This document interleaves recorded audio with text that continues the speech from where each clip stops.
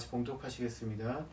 여호와는 은혜로우시며 긍휼이 많으시며 노하기를 더디하시며 인자하심이 크시도다.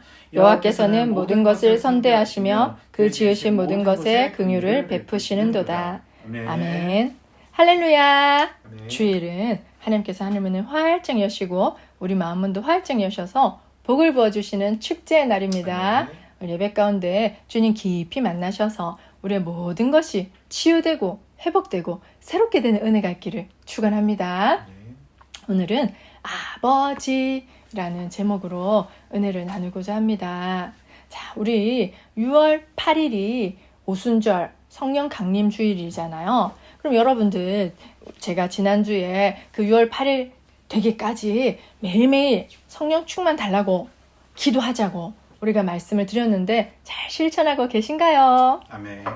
자, 만약에 내가 잊어버렸네 하시는 분들은 오늘 이 설교를 들으시고 맞다 기도해야지 하면서 아주 짧은 시간이라도 매일 주여 새 책에 성령 충만 주시옵소서. 이 짧은 기도잖아요, 그죠? 그 기도를 꼭 매일 해보시길 바랍니다. 저도 잊지 않고 하려고 노력 중입니다. 자, 그래서 제가 이 성령 충만 달라는 기도를 함과 동시에 제가 요즘에 매일 아침 실천하고 있는 것이 한 가지 있어요.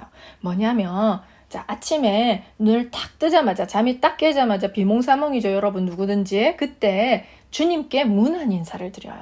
그냥 아주 간단하게 주님 굿모닝 이렇게 하는 거예요. 그냥 잊지 않고 하는 거예요. 그리고 이제 그렇게 잠이 깨고 이제 몸을 일으켜서 침대에 걸터 앉아서 이제 조금 앉으면 조금 더 잠이 깨죠.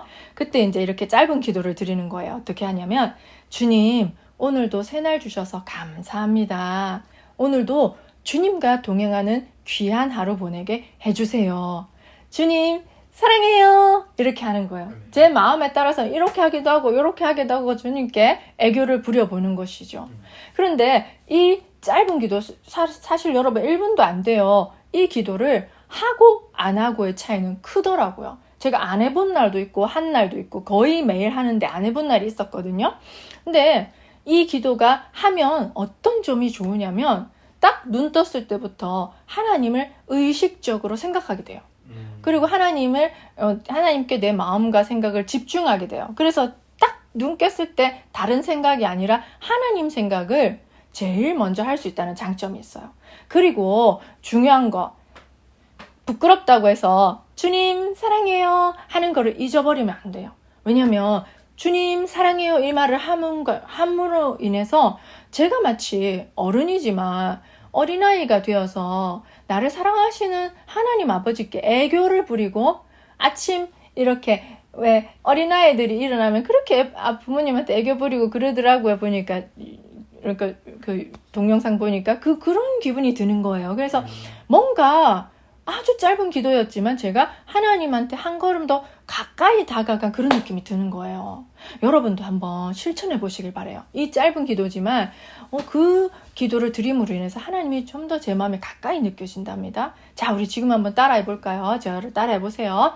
제가 먼저 할게요. 주님 오늘도 새날 주셔서 감사합니다. 오늘도 새날 주셔서 감사합니다. 오늘 하루도 주님과 동행하는 오늘 하루도 주님과 동행하는 귀한 하루 보내게 해주세요. 귀한 하루 보내게 해주세요. 주님 사랑해요. 주님 사랑해요. 예, 이거를 한번 매일 아침에 해보십시오. 아멘. 여러분들의 하루가 달라질 것입니다. 자, 성령 충만을 위한 기도를 하는데 이게 성령 충만이 그냥 선물만 달라고 때를 쓰는 그 아이의 기도가 아니잖아요. 성령이라는 것은 하나님의 영 또는 예수의 영이잖아요. 그걸 달라고 하는 거니까 내가 하나님을 달라고 하는 거네 라는 생각이 드는 거예요. 그러면서 제가 그럼 나는 지금 하나님과 친한가? 라는 질문이 당연히 생기더라고요. 그런 질문 가운데서 계속 성령 충만 기도를 하고 나는 친한가 안 친한가? 그걸 점검하게 되는 거예요. 여러분 성경에서는 예수 믿고 구원받은 우리가 모두가 하나님 자녀가 된다고 해요. 그리고 하나님을 아빠, 아버지 구체적으로 그렇게 부른다고 적혀 있어요. 우리 갈라디아서 4장 6절 볼까요? 너희가 아들이므로 하나님이 그 아들의 영을 우리 마음 가운데 보내사 아빠 아버지라 부르게 하셨느니라. 여기 정확하게 나오죠. 아빠 아빠, 아버지 여러분. 아빠는 우리가 더 친근하게 어린 시절 부르는 이름이고 아버지 하면 좀 더 의젓한 어른이 부르는 호칭 같잖아요. 그 어쨌든 또 동일하게 우리가 하나님을 아빠, 아버지라고 부른다는 거예요. 할렐루야. 아멘. 사랑하는 여러분. 아멘. 여러분은 하나님을 아버지로 여기고 친밀하십니까? 아버지로 여기십니까? 아멘. 우리는 누구에게나 육신의 아버지가 계시죠. 그분이 지금도 살아계실 수도 있고 일찍 좀 돌아가셨을 수도 있지만 그죠? 그러나 우리는 누구에게나 아버지가 있든 없든 아버지에 대한 인식이 있어요. 조금이든 많든 긍정적이든 부정적이든 그죠? 그런데 제가 예수님을 믿고 좀 놀랐던 사실은 이제 성경에서 이런 것들이 가르쳐 주잖아요. 누군가가 저를. 그런데 예수 믿고 나면 하나님 자녀가 되어서 그분을 아빠, 아버지로 부를 수 있다는 게 너무 놀라웠어요, 저는. 아멘. 왜냐면 저희 부모님도 저희 아버지도 저를 많이 사랑하시는 분이세요. 그래서 저도 아버지를 사랑하죠. 그렇지만 저희 아버지도 저와 같은 인간이기 때문에 연약한 점이 다 있으신 거예요. 그러니까 제가 마음 놓고 부비고 기대고 이렇게 할 그런 게 죄송할 만한 만큼 못할 그런 연약한 인간이신 거죠. 그러니까 제 마음 가운데서는 항상 진짜 이렇게 내가 생각하는 완벽한 아버지 이미지 있잖아요. 우리 아버지도 좋지만 우리 아버지가 가진 인간적인 연약함 때문에 부족한 것들로 만들어진 아버지 같으면 이런 분이면 좋겠다. 또 우리 아버지의 어떤 좋은 점도 있으니까 그런 것이 짬뽕이 되어서 아버지에 대한 그 이미지가 저는 환상이 있었어요. 항상 어린 시절부터 있었거든요. 그런데 예수님을 믿고 하나님을 만난 순간 내가 완벽하게 그렸던 그 아버지가 바로 하나님 아버지였네 라는 사실이 전율이더라고요. 저는 그래서 너무 든든했어요. 그 초창기 믿었을 때. 그래서 정말 신앙생활이 너무나 재밌더라고요. 그리고 이제 마침 제가 운 좋게도 하나님을 아버지라고 부르고 그렇게 훈련하는 그런 어떤 잠깐의 훈련을 받았어요. 그러다 보니까 참 어색해요, 여러분. 하나님을 아버지라고 부르고 내가 그분의 딸이라고. 여러분 같으면 하나님을 아버지라고 부르고 그분의 아들이고 딸이라고 생각하는 게 굉장히 낯설어요, 여러분. 그리고 우리는 아버지에 대한 좀 안 좋은 이미지가 또는 기억 또는 우리 육신의 아버지의 연약함, 나를 그렇게 돌봐주지 않고 그렇게 살갑게 대해주지 않았다는 그런 추억도 있을 수 있잖아요. 또는 아버지가 일찍 돌아가셔서 그 빈자리, 허전함. 그러니까 우리는 어떤 아버지에 대한 이미지가 굉장히 부실하다는 것을 저는 깨달은 거예요. 이번에 이제 설교를 준비하고 묵상을 하면서. 그런데 누구나 여러분 마음을 가만히 들여다보십시오. 아버지에게 서운하신 거 있으시죠? 그렇다는 거는 내가 완벽한 아버지 또는 뭐 완벽하지 않더라도 내가 바라는 아버지 상이 있다는 거예요. 근데 중요한 사실은 예수 믿고 거듭난 우리 모두에게는 이제 하나님 아버지가 내 아버지신데 그분은 완벽한 아버지시라는 것이죠. 부족한 것이 조금도 없는 분이라는 사실을 깨달으시는 은혜가 있기를 축복합니다. 아멘. 자, 우리 시편 에서는 다윗이 하나님의 성품, 하나님 아버지의 성품을 굉장히 잘 표현해놨어요. 그런데 여러분 이걸 읽기 전에 여러분은 하나님을 어떤 아버지로 생각하십니까? 뭐 예를 들어서 이런 거죠. 조금 가까이 하기 먼 그대. 그래서 가끔 한번 만나. 그런 어려운 분. 대화하기가 껄끄러워. 뭔 말부터 해야 될지 모르겠어. 그리고 내가 급하면 찾아. 돈 필요하고 뭔가 인생에 급한 일 있을 때 쥐 하고 부르짖는 그 정도의 하나님. 아니면 정말 친근해서 정말 내가 잘못했을 때도 그냥 얼굴 부비면서 애교 부리면서 다가가서 매일매일 대화하며 동행하는 그런 친근한 아버지이신지. 자, 우리가 그걸 한번 내 마음에 있는 하나님 아버지에 대한 내 인식을 한번 점검해 보시고요. 잠깐이라도. 그리고 시편에서 이제 다윗이 하나님의 성품에 대해서 그분이 어떤 분이신지를 뭐라고 써놨는지 우리 한번 살펴봅시다. 시편 145편 8절 9절. 여호와는 은혜로우시며 긍휼이 많으시며 노하기를 더디하시며 인자하심이 크시도다. 여호와께서는 모든 것을 선대하시며 그 지으신 모든 것에 긍휼을 베푸시는도다. 아멘. 아멘. 제가 매일 그 시편을 하루에 뭐 몇 장씩 읽는다고 말씀을 드렸잖아요. 그런데 어느 날 이 구절이 너무 마음에 와닿는 거예요. 그래서 제가 그냥 와닿았어요. 그냥 와닿았어요. 계속 읽었어요. 그리고 이렇게 핸드폰 메모에 딱 메모 붙여넣기 딱 복사해가지고 외웠어요. 이 말을. 외워봤어요. 한 일주일 동안. 중얼중얼. 길 가다가도 중얼중얼. 또 이렇게 뭔가 머리 복잡하고 힘들 때도 중얼중얼. 불안할 때도 중얼중얼. 암송하면은 언제든지 내가 꺼내서 중얼중얼 할 수 있잖아요. 근데 내가 지금 깜짝 놀랐어요. 여호와는 은혜로우시고, 여러분 은혜로우시다는 건 너무나 다 잘 알잖아요. 우리가 하나님 은혜를 늘 받고 사니까. 정말 그리고 긍휼이 많으시며, 긍휼이 많으시며. 근데 그 긍휼이라는 것은 어떤 거냐면 다정하게 사랑하면서 그 대상을 이렇게 연민을 가지는 거예요. 불쌍히 여기는 거예요. 그죠? 여러분 긍휼이라는 건 뭔지 아시죠? 말하자면 불쌍히 여기는, 동정을 가지는 거. 쉽게 말하면 불쌍히 여기는 거. 우리를 참 불쌍히 여기시는구나. 나를 불쌍히 여겨주시는구나. 그리고 노하기를 더디하시고, 우리는 나를 어찌나 화를 잘 냈는지. 그렇잖아요. 우리 주변에서도 화 잘 내는 사람 있잖아요. 뭐 조금만 실수하면 화 버럭 내버리고, 그죠? 우리 그런 사람 많이 봐요. 근데 노하기를 더디하시고. 제가 요즘 이사야 우리 보니까 가만히 생각해 진짜 그런 것 같아요. 어떻게 이렇게 노하기를 더디하시는지 모르겠어. 진짜 벌써 뒤집어 엎고 찢어 발겨도 시원찮을 판인데 노하기를 더디하시고 맞는 것 같아 진짜. 그죠? 그리고 인자하심이 크시도다. 마음이 정말 인자하신 거예요. 막 모질게 깐깐한 그런 분이 아닌 거예요. 제가 이 말씀을 너무 와닿는 거예요. 그 다음 구절은 더 은혜로워요, 여러분. 여호와께서 모든 것을 선대하시며, 여러분 선대하시다는 거를 제가 잘 모르겠는 거예요. 성경 어려운 말도 많잖아요. 국어사전 찾아봤더니 아주 쉬워요. 잘 대접하고 친절하게 하는 거예요. 친절하게 대해주고 잘 대접하는 거예요. 그러니까 여호와는 모든 것에 친절하게 대해주시고 잘 대접해 주시는 거. 와, 내가 그래서 또 깜짝 놀랐어요. 우리가 만약에 어떤 우리 마음속에 친절한 성품, 어떤 사람 누군가에게 친절한 성품이 있다면 그건 하나님의 성품이구나. 우리는 사람 가려가면서 친절하잖아요. 이 사람한테는 친절하지만 저 사람한테는 푸대접하고 때로는 나 자신에게도 푸대접하고 홀대하잖아요. 그런데 제가 이 말씀을 읽으면서 결심한 게 하나 있었어요. 여호와는 모든 것에 친절하시구나. 그리고 모든 것을 그 사람이 어떤 상활함인지도 모르게 다 잘 대접해 주시는구나. 그걸 보면서 그분의 너무나 위대하신 인격을 제가 본 거죠. 그래서 제가 그때 결심한 거예요. 나도 사람 가려가지 말고 모든 사람에게 친절하게 대해야겠다. 그래서 사람들이 혹시라도 나를 바보라고 취급할지라도 나는 하나님 성품을 담고 싶지 그냥 사람들 따라 살고 싶지 않더라고요. 이게 모든 것을 선대한다고 했잖아요. 그래서 저는 그게 너무 감동이 된 거예요. 또 지으신 모든 것에 긍휼을 베푸신대요. 그게 참 너무 감동인 게 이거는 마치 이런 거예요.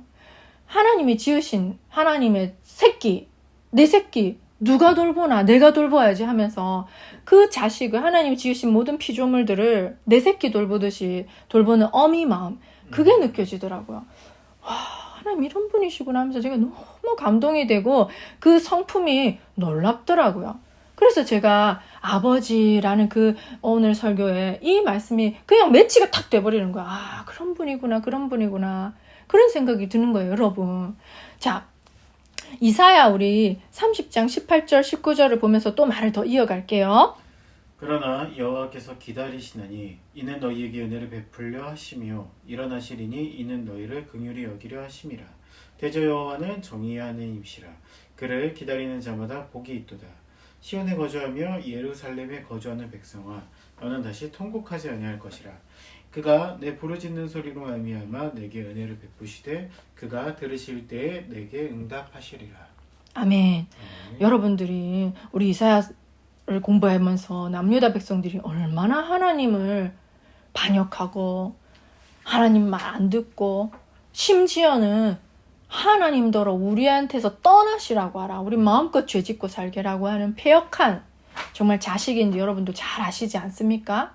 그런데 하나님께서는 우리 30장에서 이런 말씀을 하시는 거예요. 여호와께서는 기다리신다. 너에게 은혜를 베풀려 하시. 아니 이럴 수 있어요. 여러분들은 만약에 여러분 말을 안 듣는 자식이라든가 사람한테 이렇게 할 수 있어요? 돌아왔으면 괘씸하다. 내가 목수하고 잘해주지. 이런 생각까지지.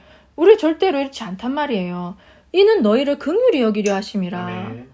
이야, 이런 아버지가 이런 사람이 있을까? 난 그런 생각이 들어요. 그러니까 이거 본문을 보면서 저는 진짜 노하기를 더디하신다. 하나님 한번 확 화내가지고 우리 심판하실 때는 참고 참다가 하시는 거구나 하는 그런 생각이 드는 거예요. 그리고 그분은 심지어 물론 공의의 하나심, 여기서도 정의의 하나님이시라고 말씀하셨잖아요. 정의의 하나님, 공의의 하나님이시라는 거는 죄를 눈 감아줄 수 없는 분, 죄를 이렇게 넘겨버릴 수 없는 분, 이번에 그냥 넘겨줄게 이렇게 하시는 분이 아니라는 거예요. 죄에 대해서는 반드시 심판하실 수밖에 없는 거예요. 그게 내 자식이든 남의 자식이든. 그런데 그분은 반드시 징계하고 나신 다음에는 우리 그 백성이 회개해도 아버지 잘못했어요 라고 했을 때 용서해 주시고, 그가 부르짖을 때, 고통 가운데 부르짖을 때 살려주세요 하나님 이렇게 찾을 때 나 몰라라 하지 않고 얼른 도와주시고 응답해 주시는 분이라는 거를 여기 너무 잘 나타나 있는 거예요. 그게 바로 하나님의 긍휼, 인자, 그리고 은혜, 노하기를 더디, 여기 다 있는 거예요. 참, 그래서 너무 하나님은 너무 좋은 분이라는 거를 제가 이사야 공부하면서 또 오늘 설교 준비를 하면서 제가 깨달은 것이죠. 그런데 저에게 있는 늘 그냥 기저에 깔려있는 평범한 하나님에 대한 저의 인식은 이런 분이 아니었어요.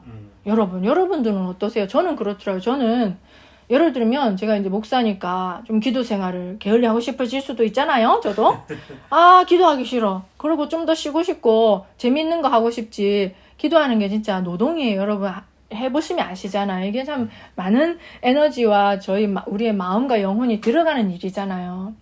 하기 싫은 거예요. 그 기도를 조금 게을리 했다. 또 말씀을 좀 게을리 읽은 것 같다. 또는 내가 조금 잘못을 저지른 것 같고 경건한 생활을 안 한 것 같다. 좀 말하자면 한마디로 요약하면 목사답지 않은 삶을 산 것 같다. 라고 하면 하나님이 나를 그냥 미워하셔서 마음에 안 들어 하셔서 그냥 내 기도를 안 들으실 것만 같은 거예요. 그러니까 어떻게 되겠어요? 당연히 하나님께 가까이 나아가기가 쭈뼛쭈뼛한 거예요. 내가 좀 찔리는 거 있는데 이러면서 안 다가가. 그러면서 하나님이 좀 무섭고 자신 없는 거예요. 하나님과의 관계가. 그럼 제가 가만히 저를 점검해 보니까 인자하신 하나님보다는 무서운 하나님 쪽에 더 제 이미지가 더 실려 있더라고요. 나 그래서 놀랐어요. 그래서 내가 하나님과 서먹하다고 느꼈구나.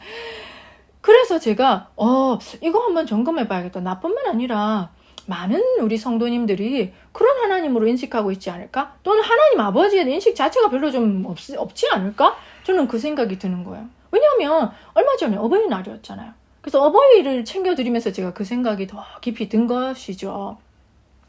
정말 그래서 이런 생각이 드는 거예요. 말씀에서는 이렇게 하나님 인자하시고 또 이사야서에서는 하나님이 우리 당신의 백성이 부르짖을 때 응답하신다고 약속하셨는데 말씀은 말씀이죠. 그죠? 그런데 저는 이런 의문이 생기는 거예요. 진짜 들어주실까? 여러분 그런 생각 없어요? 나는 그런 게 의문이 들어. 진짜 들어주실까나? 약간 긴가민가하고 그게 자신이 없는 거예요. 자, 우리 기독교 신앙은 내 감정과 내 생각, 내 상황과 상관없이 성경에 쓰인 약속하신 말씀을 붙드는 그 믿음의 신앙이에요. 동시에 우리 기독교 신앙은 그 믿음의 신앙이긴 하지만 살아계신 하나님이 살아계시잖아요. 살아계신 하나님을 내 삶에서 구체적으로 체험하는 체험신앙이기도 해요. 체험했다고 하는 거를 우리가 우습게 알고 체험해요. 성경 말씀 그대로인 거를 믿으면 되지. 이렇게 하면 반쪽짜리 신앙이 되는 것이죠. 그러니까 저는 믿어요. 말씀 당연히 믿어요. 저는. 그런데 믿음과 동시에 의문도 진짜로 들어주실까? 그 체험이 필요한 거예요. 저는 그 체험을 하고 싶은 거예요. 그래서 설교에서도 제가 체험해서 말씀이 맞더라고요. 진짜 들어주시더라고요. 여러분도 해보십시오라고 제가 체험한 거를 간증한, 그게 바로 증인이잖아. 아니 자기가 보지도 못하고 듣지도 못한 걸 어떻게 증인해요? 그거는 가짜 카더라. 내가 들었어. 근데 내가 보지는 못했고 소문으로만 들었어. 이게 되잖아요.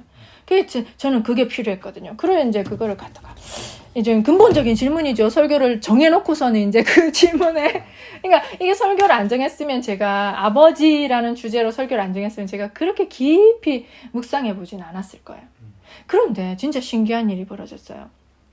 금요일날 늘 기도하고 우리가 소식 접한 집사님이 계신데 그 집사님으로부터 기도 부탁에 연락을 받은 것이죠. 뭐냐면 이제 그 집사님의 어머니께서 그 다리 수술하셨는데 거기가 뭔가 감염이 되셨다는 거예요. 그래서 그게 감염이 이렇게 전신으로 퍼지면 폐혈증으로 돌아가실 수도 있는 굉장히 위독한 상황이었던 거예요. 그래서 이제 거기에 대학병원이 있었어요. 그 지역에. 그래서 대학병원에 막 응급실에 차 태워가지고 갔죠. 그런데 그 응급실 직원이 세상에나 자기네들은 그 정형외과 관련 없대.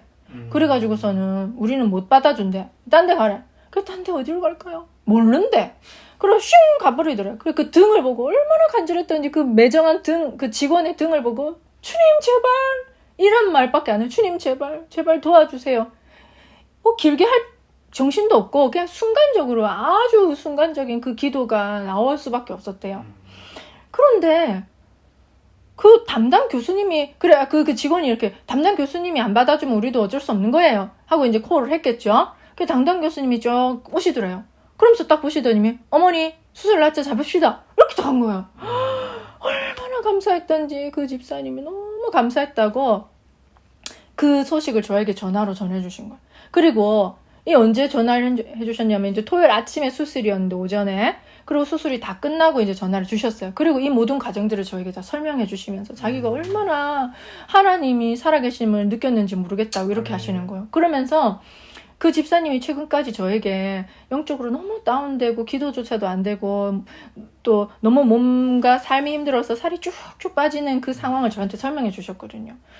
그래서 이제 정말 살기 위해서 기도원을 가셔서 회복하기 위해서 붙잡고 그렇게 좀 영적으로 회복하기 위해서 기도를 노력하는 단계였고 막 하나님 음성이 잘 들리고 은혜 충만하고 샤랄라 이런 상태가 아니었어요, 여러분. 그리고 저한테 이런 말씀 하시는 거예요.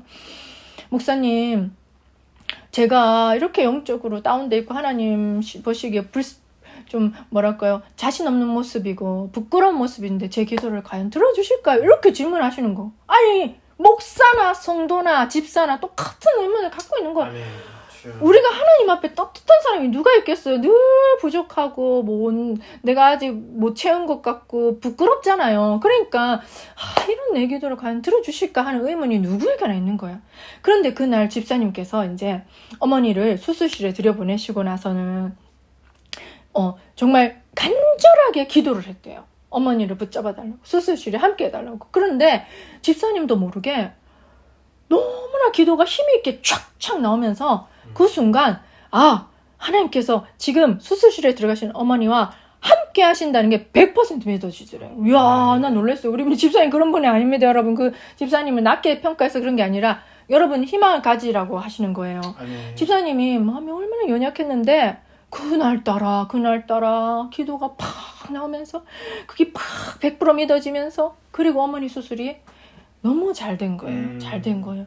그래서 얼마나 감사했던지 우리 집사님이 은혜 받은 거예요. 그리고 플러스 제가 이제 그렇게 했어요. 어머니가 위독하시니까 집사님 예수님 전했습니까? 꼭 영접할 수 있는 기회를 어머니께 주세요. 제가 당장 못 가니까 집사님이 해야지. 우리 집사님 하실 수 있다고 나는 믿었어. 근데 우리 집사님이 용기를 내서 어머니에게 예수님을 영접하는 기도까지 그렇게 하게 해서 어머니 마음을 여시고 그 영접 기도를 따라했다는 거 아니겠습니까? 아멘. 얼마 전까지만 해도 나는 교회는 안 간다 이랬던 분이 얼마나 감사한 일입니까? 제가 그 집사님의 이 이야기를 듣는데 전율이 일더라고요. 그리고 주님 감사합니다. 이렇게 주님께서는 우리의 모든 기도를 응답하시는 정말 자비로우신 하나님 아버지시군요. 그리고 제가 집사님께 이런 메시지를 보냈었어요. 하나님은 우리의 부르짖음에 모두 응답하십니다. 아멘. 근데 그건 제가 믿음으로 보낸 거지 저는 그게 의심이 되었단 말이에요. 저도 목사님 저도 그렇단 말이에요. 근데 하나님께서는 그 집사님의 이렇게 응답하셨을 뿐만 아니라 그 소식을 전해 듣는 저도 간절히 기도했잖아요. 그런 저에게도 같은 응답을 주신 거예요. 아멘. 그래서 저는 100% 제가 진짜 하나님 신기해. 내가 하나님 진짜 내가 이렇게 삐리삐리한 신앙일 때도 내 부르짖으면 응답하시려나? 이런 질문을 던졌거든요. 제가 이번 금요일이나 이렇게 이 주간에.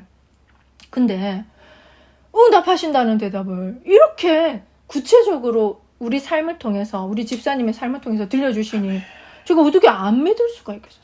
너무 감사하더라고요. 야, 들려주신다. 다 듣고 계시는구나. 그리고 우리 부르짖음이 우리가 설령 신앙생활이 삐리삐리 할지라도 우리가 아버지 도와주세요라고 할 때 그 아버지는 당연히 도와주신다는 사실입니다. 아멘. 왜냐하면 저희가 생각해보니까 그렇더라고요.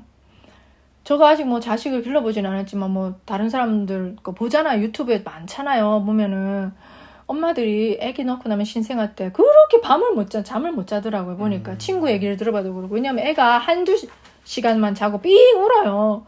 배고파서. 그럼 분유 먹여야 되죠.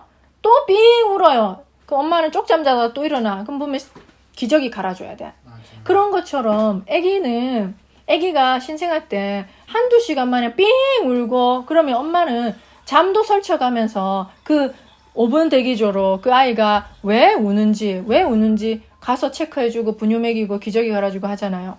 마찬가지인 거예요. 하나님 아버지도 우리를 그렇게 갓난아기로 보는 거예요. 그냥 여전히 어린 아기로. 그리고 보살핌이 필요한 아기로. 하나님 없이는 못 살 것 같은 아기로 보시는 거예요. 그러면서 우리가 삥 우는 거야. 아버지 도와주세요. 주님 제발. 주여. 이렇게만 어려울 때 해도 그래. 네가 뭐가 불편하구나 뭘까 하면서 들여다보시고 우리의 상황을 감찰해 주시면서 도와주시는 분이시라는 거죠. 제가 이번 우리 집사님 간증을 들으면서 그런 하나님 아버지라는 것이 너무 마음에 와닿고 오늘 우리가 읽은 그 본문 시편 말씀에 하나님의 성품이 와닿더라고요. 그런 분이 그래. 저도 하나님에 대한 오해가 조금 깨지더라고요. 그런 여러분들에게도 하나님에 대한 오해가 깨어지는 시간이 되시기를 예수님의 이름으로 축복합니다. 하나님은 우리 모든 기도에 응답하십니다. 하나님은 우리 모든 부르짖음에 응답하십니다. 아멘. 그런데 하나님이 딱 한 사람, 그 부르짖음에 응답을 안 한 분이 있어요. 누굴까? 자, 여러분 시편 22편 1절 2절 보겠습니다. 내 하나님이여 어찌 나를 버리셨나이까? 어찌 나를 멀리하여 돕지 아니하시오며 내 신음소리를 듣지 아니하시나이까? 내 하나님이여 내가 낮에도 부르짖고 밤에도 잠잠하지 아니하나 응답하지 아니하시나이까? 아멘. 이것은 물론 다윗의 시편이지만 다윗이 정말 영감을 받아서 예수님의 그 심정을 대신 토로한 것이죠. 그래서 예수님께서는 엘리 라마 사박다니 나의 하나님 어찌하여 나를 버리셨나이까 라는 그 말씀을 십자가상에서 하셨잖아요. 근데 이건 진짜예요. 진짜로 하나님이 가린 척한 게 아니라 정말 예수님으로부터 얼굴을 싹 가려버리신 것이죠. 정말 그 모든 부르짖음 응답을 유일하게 안 한 분이 예수님 십자가 달리셨을 때. 자, 우리 이사야 53장 6절 볼까요? 우리는 다 양 같아서 그릇 행하여 각기 제 갈 길로 갔거늘 여호와께서는 우리 모두의 죄악을 그에게 담당시키셨도다. 아멘. 아멘. 우리 대신, 그러니까 죄악된 우리 대신 예수님은 징계를 받으신 거죠. 십자가의 징계를. 그리고 우리 대신 하나님한테 거절을 받으신 거예요. 하나님 죄인의 그거는 기도는 들어주실 수 없잖아요. 죄인의 그것은 간구는 하나님이 거절하실 수밖에 없고 죄인에게 얼굴을 가리실 수밖에 없는데 우리 대신 예수님께 100% 그렇게 함으로 말미암아 예수 믿는 우리는 더 이상 그런 죄악 징계에서 벗어날 수 있었다는 것이죠. 아멘. 그래서 하나님께서는 예수님의 모든 그 십자가상의 부르짖음을 거절하심으로 말미암아 예수 믿고 거듭난 우리의 모든 부르짖음에 응답하시기로 작정하신 것이죠. 아멘. 그러니까 우리는 이런 두려움이 있잖아요. 내가 죄를 지었으니까 아주 사소한 것이라도 하나님 앞에 부끄러운 모습일 때 내 기도를 안 들어주시면 어떡하나 라는 두려움이 있는데 그거를 다 예수님이 십자가에서 다 처리해 주신 것이죠. 아멘. 예수님이 다 대신 해주셨기 때문에 우리는 설령 내가 죄를 지었을지라도 설령 내가 좀 잘못해서 하나님 앞에 부끄러운 자식일지라도 주님하고 부를 수 있는 것은 예수님이 그 길을 터놨다는 거예요. 아멘. 자식은 그렇게 할 수 있는 거라는 거를 하나님 우리에게 그 길을 열어주고 싶으셨던 것이죠. 얼마나 감사합니까? 제가 이 시편과 이사야를 우연히 또 읽게 되었어요. 하나님이 읽게 하셨게 성령께서 읽게 하셨게. 그러니까 그걸 보면서 제가 내가 참 어리석은 고민을 했고 어리석은 의심을 했구나. 예수님 이미 다 이렇게 십자가상에서 거절을 당하셨는데 내가 왜 거절당할 것에 두려움을 갖고 있었을까? 예수님이 다 해뻤는데 내가 내 진짜 어리석었네 하는 생각에 눈물이 나더라고요. 너무 예수님께 감사하면서 하나님의 그 노하기를 더디하시고 우리를 심판해서 멸망시키지 않으시는 그 아버지 마음. 그러니까 예수님이 다 짊어져. 이 아이들은 내가 찾자. 그 사랑이 확 몰려오는데 제가 그래서 5월 8일이 어버이날이었잖아요. 근데 이런 생각이 우리가 이제 어버이날에 효도를 하잖아요. 가까이 살면 음식도 대접도 해주고 선물도 사드리지만 그죠? 또 저는 멀리 살기 때문에 찾아뵙지는 못하고 전화 통화를 했어요. 그리고 또 조금이나마 용돈 드리면서 맛있는 거 사드시라고 하면서 어버이를 기쁘게 해드리고 싶잖아요. 그리고 또 그 모든 것에 대한 감사의 마음을 전하고 싶잖아요. 그렇게 하면서 전화를 다 끊고 이렇게 하면서 하나님 아버지가 생각나더라고요. 그래, 맞아. 하나님이 진짜 살아계신 내 아버지라고 내가 인식한다면 아니 눈에 안 보여서 그렇지 나도 하나님 아버지한테도 효도해야 되는 거 아니야? 그런 생각이 드는 거예요. 그래서 잠깐 뭘로 효도를 한번 해볼까? 내가 뭘로 하나님 아버지를 좀 기쁘게 해드릴까? 그런 고민이 생기더라고요. 그날 5월 8일 날. 그러면서 이제 이 설교가 그때부터 준비가 되었고 그러면서 그럼 나는 하나님 아버지를 어떻게 기쁘게 해드리고 효도를 해드릴까? 나 하나님 아버지랑 어떻게 더 친해질 수 있을까? 내가 하나님 아버지를 어떻게 더 알 수 있을까? 내가 잘 모르더라고요. 솔직히 여러분. 내가 그리고 또 삶에서 어떻게 하나님 아버지를 구체적으로 체험할 수 있을까? 내가 그걸 조금 염두에 두고 오순절까지 지내봐야겠다. 그 생각이 저는 드는 거예요. 그러면서 여러분, 사랑하는 여러분들 생각이 나는 거예요. 여러분도 혹시라도 저처럼 하나님에 대해서 오해가 있었다면 그 오해가 깨어지고 정말 인자하시고 선하시고 긍휼이 많으시고 노하기를 더디하시고 모든 것에 친절하게 잘 대접하시는 그 아버지를 아버지로 받아들이시는 축복이 있기를 소망합니다. 아멘. 그래서 이 집사님과 같이 그리고 기도를 함께한 저와 같이 그 기쁨을 나누는 사람들처럼 삶 속에서 나의 부르짖음에 응답하시는가라는 질문을 던졌을 때 진짜 응답하시는구나 라는 그 너무나 좋으신 우리 아버지를 날마다 경험하는 저와 여러분이 되기를 예수님의 이름으로 축원합니다. 네. 사랑하는 여러분, 아버지에게 효도할 수 있는 사람은 아버지의 사랑을 아는 자만 할 수 있어요. 우리가 전도도 하고 하나님 뜻에 따라 순종하면서 살고 싶잖아요. 그런데 여러분들도 다 아시다시피 그 두 아들의 비유 있잖아요. 돌아온 탕자와 집에 있는 아들. 집에 있는 아들 말은 잘 들었지만 아버지의 사랑을 자기 마음에 깨닫지 못하고 아버지의 마음을 몰랐기 때문에 그는 순종하는 아들이 아니었어요.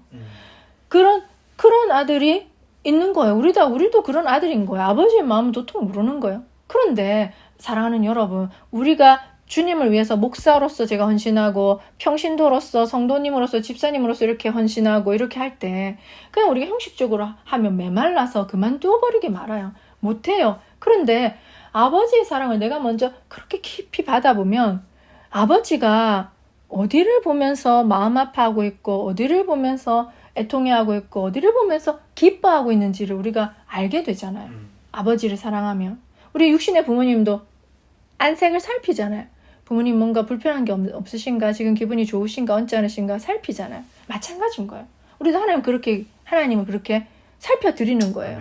그러면서 그 아버지가 나에게 뭘 원하시는지를 효도해드리고 싶잖아요. 우리 자식들 보면 부모에게 효도하기 위해서 좋은 대학 가고 뭐 좋은 직장 잡고 그렇게 사는 자식들도 있잖아요. 그죠? 그런 것처럼 우리도 그렇게 하나님 아버지를 위해서 효도해 드릴 수도 있는 거예요. 효도해 드릴 수가 있는 것이죠. 아버지와 친밀할 때.